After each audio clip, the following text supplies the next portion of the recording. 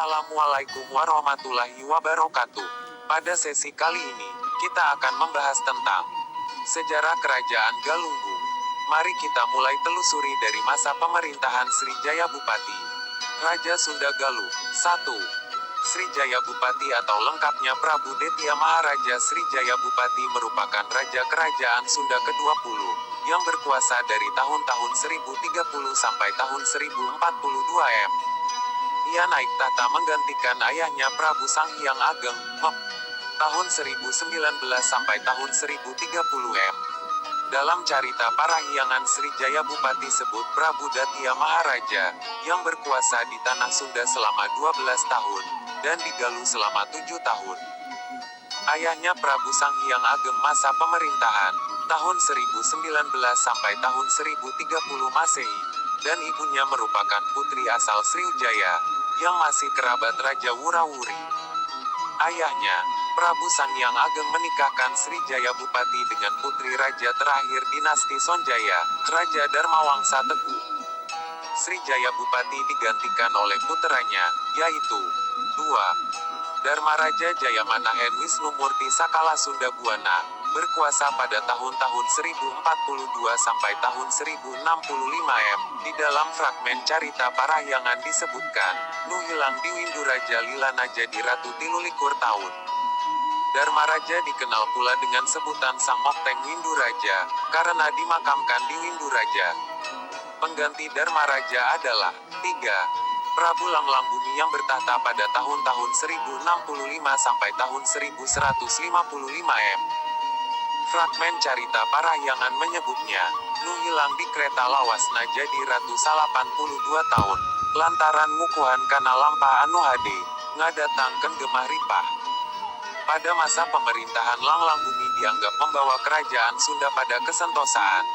Peristiwa sejarah yang menarik dalam masa pemerintahan Langlangbumi yang sejaman atau satu masa ialah berita yang termuat dalam prasasti yang ditemukan di Galunggung dekat Bukit Geger Hanjuang, oleh penduduk setempat disebut Kabuyutan Linggawangi karena terletak di Desa Linggawangi, Kecamatan Lewisari, Kabupaten Tasikmalaya. Prasasti tersebut kemudian disebut Prasasti Geger Hanjuang, atau Prasasti Galunggung. Prasasti Geger Hanjuang sekarang disimpan di Museum Pusat dengan nomor D26. Isi prasasti itu ditulis dalam huruf dan bahasa Sunda kuna yang cukup terang untuk dibaca. Walaupun hanya 3 baris pendek namun di dalamnya tercantum tanggal dan tahun. Isi prasasti tersebut sebagai berikut.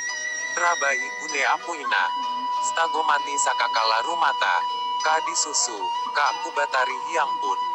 Menurut rintisan penelusuran masa silam sejarah Jawa Barat, tahun 1983 sampai tahun 1984. Prasasti tersebut bertanggal Trayodasi sama dengan ke-13 Badra masa sama dengan bulan Badra, atau tanggal 13 bulan Badra, Agustus, September, tahun 1, Gomati, 0, Nasta, 3, Apui 3, Gune.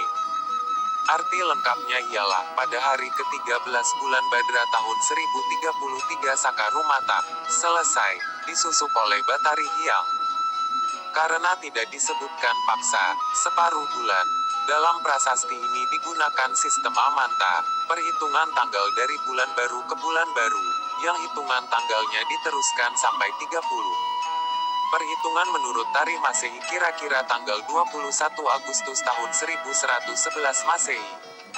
Rintisan penelusuran masa silam sejarah Jawa Barat menjelaskan pula bahwa Rumatak oleh penduduk setempat disebut Rumantak, bekas ibu kota kerajaan Galunggung yang terletak tidak jauh dari Bukit Geger Hanjuang tempat prasasti itu ditemukan. Disusuk berarti dikelilingi dengan parit untuk pertahanan. Berita serupa dapat ditemukan dalam prasasti Kawali dan batu tulis di Bogor. Sedangkan tokoh Batari yang diduga sebagai penguasa kerajaan Galunggung waktu itu, adalah keturunan dan ahli waris Resi Guru Sempakwaja pendiri kerajaan Galunggung.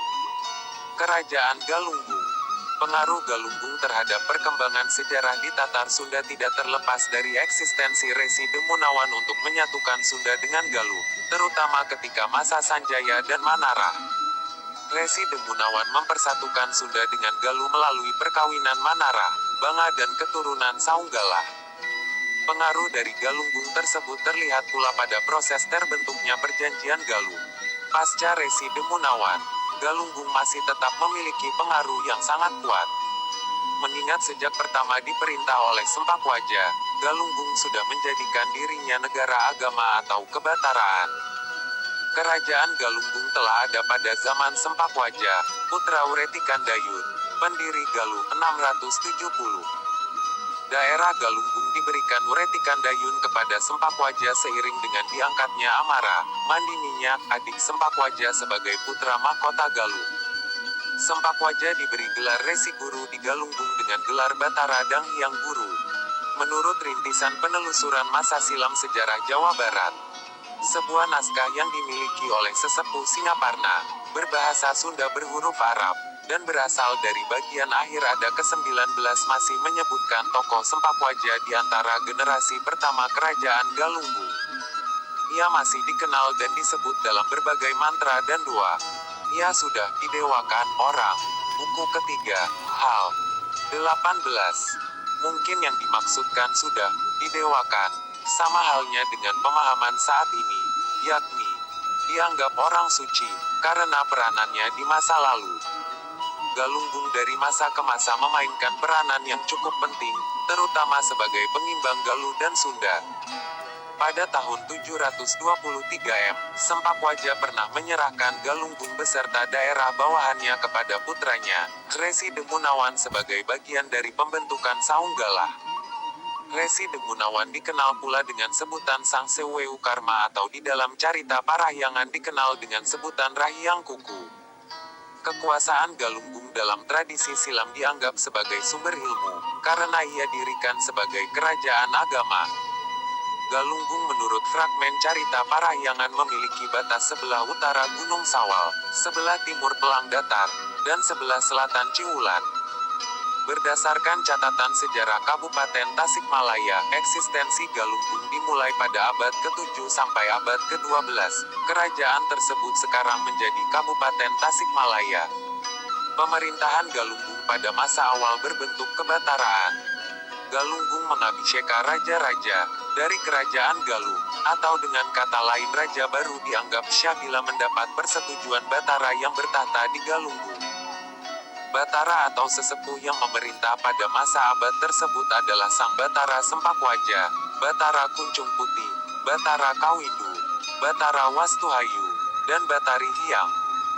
Sejak masa Batara Hyang pemerintahan Galunggung mengalami perubahan bentuk dari kebataraan menjadi kerajaan, sehingga disebut Kerajaan Galunggung. Pada abad ke-18 kerajaan tersebut masih ada dengan nama Kabupaten Galunggung, berpusat di Singaparna. Karena alasan historis penduduk Kampung Naga di Salawu Tabu menyebut nama Singaparna, mereka tetap menggunakan nama Galunggung. Tentang kerajaan penguasa Galunggung, yakni Hyang Batari dikenal adanya ajaran Tetekon Hiruk yang dikenal sebagai Sang Hyang Siksakanda Engkaresian. Ajarannya ini masih dijadikan ajaran resmi pada zaman Prabu Siliwangi, tahun 1482 sampai tahun 1521 yang bertahta di Pakuan Pajajaran. Kerajaan Galunggung bertahan sampai 6 raja berikutnya yang masih keturunan Batari Hyang.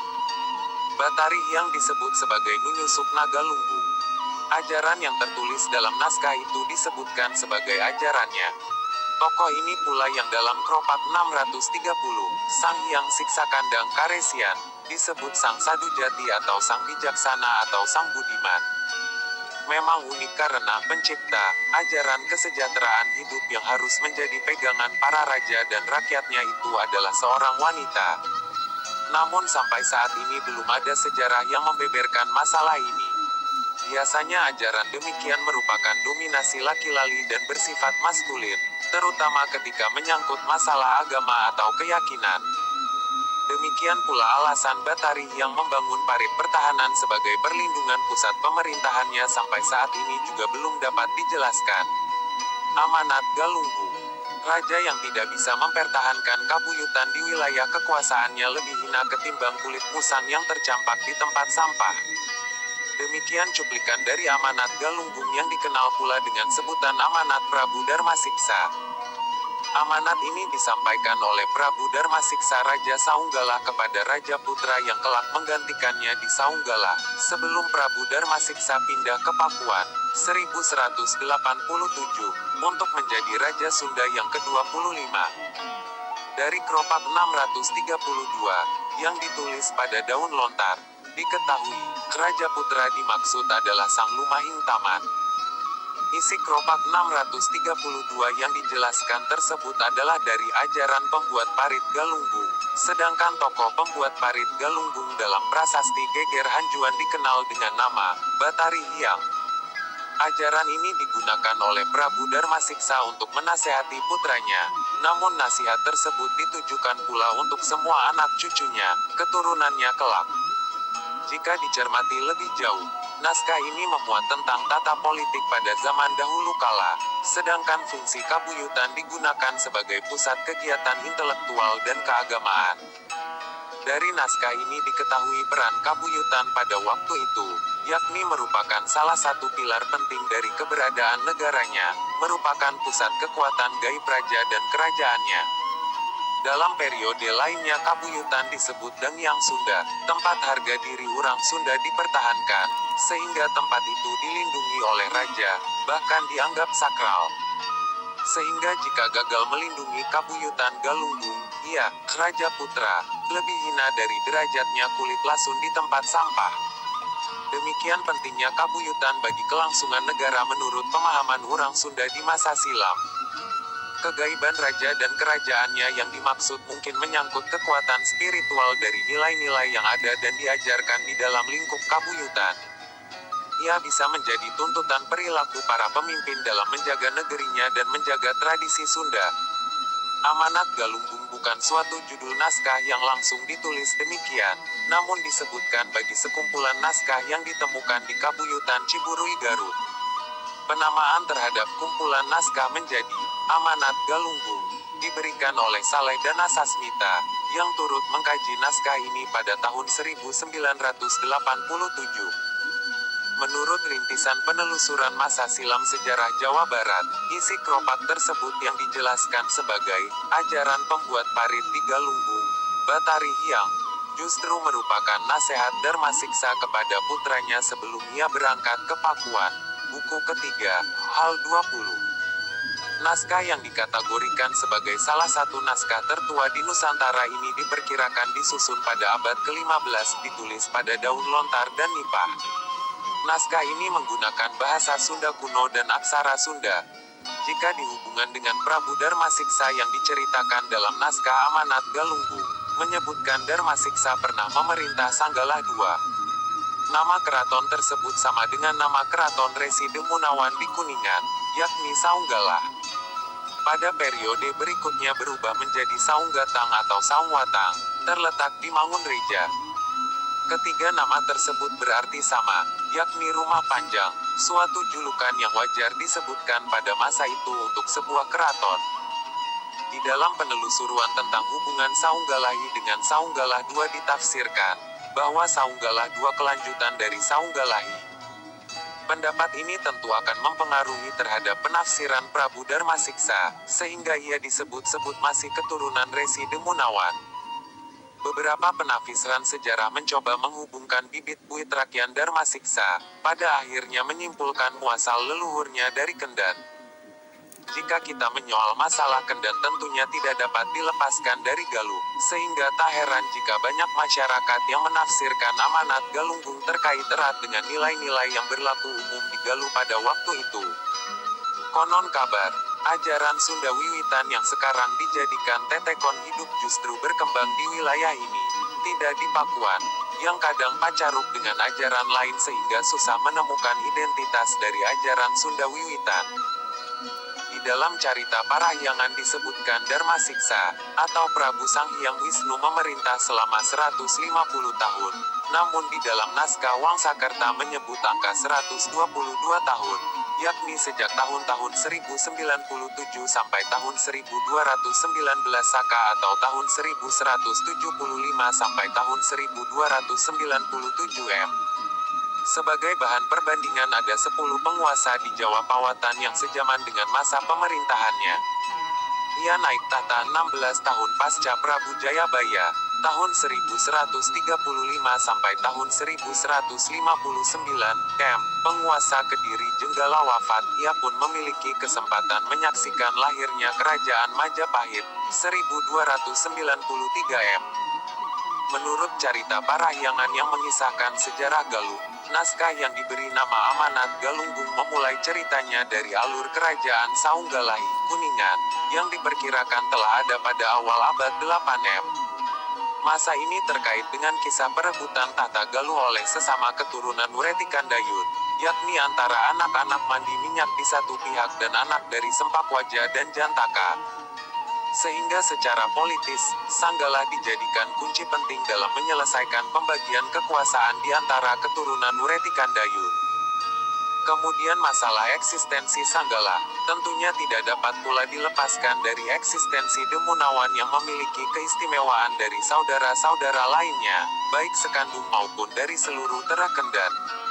Karena sekalipun tidak pernah menguasai Galuh secara fisik, namun ia mampu mempengaruhi pola kebijakannya. Teka-teki tentang pengaruh dan kewibawaan Demunawan, yang dituruti semua pihak yang bertikai di Galuh inilah yang mungkin dapat dijadikan sandaran, bahwa Demunawan memang seorang tokoh agama, yang menjadi cikal bakal kerajaan Saunggalahi, mempunyai suatu ajaran. Kemudian dianut pula oleh keturunannya yang menjadi raja di Saunggalahi, Kuningan, dan kemudian pindah menjadi raja di Saunggalah II, Mangunreja, Sukapura, yaitu Prabu Guru Darmasiksa. Prabu Guru Darmasiksa pertama kali memerintah di Saunggalahi. Letak wilayah tersebut disinyalir di Desa Ciherang, Kadugede, Kuningan. Kemudian diserahkan kepada puteranya dari istrinya yang berasal dari Dharma Agung, yang bernama Prabu Purana Premana. Amanat Prabu Guru Darmasiksa dari setiap halaman diberi nomor sesuai terjemahan yang diberikan oleh Saleh dan Asasmita, 1987. Sistematika rangkuman tersebut terbagi dalam 4 bagian, yakni 1. Amanat yang bersifat pegangan hidup, tetekon hirup. 2. Amanat yang bersifat perilaku yang negatif, non-etis, ditandai dengan kata penafian, ulah, jangan, dilakukan. 3. Amanat yang bersifat perilaku yang positif, etis, ditandai dengan kata imperatif, kudu, harus. 4. Kandungan nilai. Sumber: Rintisan Penelusuran Masa Silam Sejarah Jawa Barat, Jilid 2 dan 3, Cecep, SHDKK, Proyek Penerbitan Sejarah Jawa Barat Pemerintah Provinsi Daerah Tingkat 1 Jawa Barat. Sejarah Jawa Barat, Yosef Iskandar, Geger Sunten, Bandung 2005. Carita Parahyangan, Der. Atja, Jajasan Kebudayaan Nusalarang, Bandung 1968. Demikianlah, semoga menambah wawasan dan pengetahuan Anda. Wassalamualaikum warahmatullahi wabarakatuh.